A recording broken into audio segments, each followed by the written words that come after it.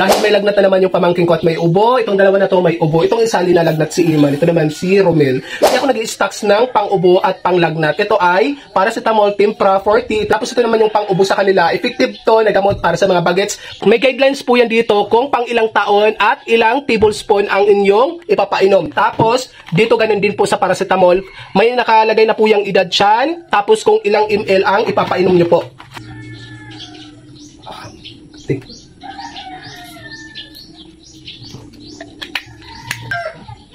12.5 kasi 2 tablespoon.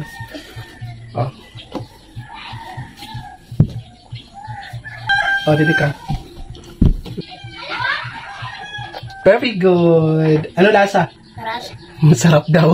Kaya sa mga mamis natin dyan, mga daddies, kung nilalagnatan yung mga anak or inuubo, itry nyo po itong paracetamol, Timpra 40 at itong Robitussin liquid. Ilalagay ko yung link shop nito dyan sa Yellow Basket or Shop Now. Check out now.